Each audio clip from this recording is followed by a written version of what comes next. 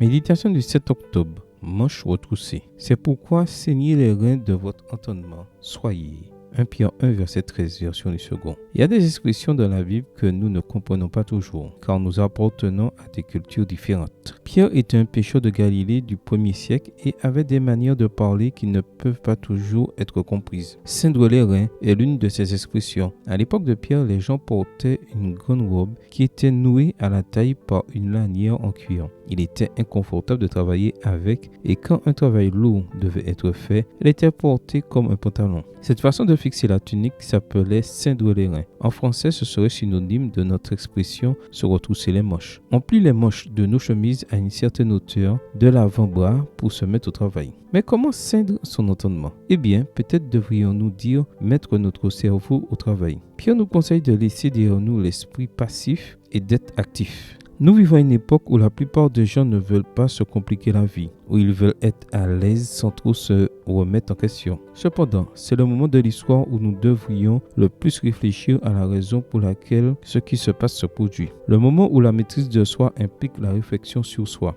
comme l'affirme Ellen White. L'être humain se transforme selon ce qu'il contemple. S'il porte l'attention sur des pensées et affaires ordinaires, il sera lui-même ordinaire. S'il est négligent au point de n'obtenir qu'une connaissance superficielle de la vérité, il ne recevra pas les abondantes bénédictions qu'il plairait à Dieu de lui accorder. L'esprit se rétrécit ou se développe selon ce qui lui est familier. Les facultés mentales diminuent, certes, et perdent l'aptitude à comprendre en profondeur la parole si on ne les utilise pas avec énergie et persévérance à sonder la vérité. Extrait du livre Conseils aux éducateurs, aux parents et aux étudiants, chapitre 12, page 371. Habituellement, on confond critique avec jugement. Pierre ne nous demande pas d'examiner la vie des autres, de remettre en question leur manière de procéder, d'évaluer à quel point ils sont mauvais et à quel point nous sommes bons. La critique déforme la réalité et par conséquent nous déforme. Non, il désire que nous ayons des critères, que nous réfléchissions avec nos têtes, que nous comparions nos principes avec la vie et que nous procédions de manière réfléchie. Ajoute à cette attitude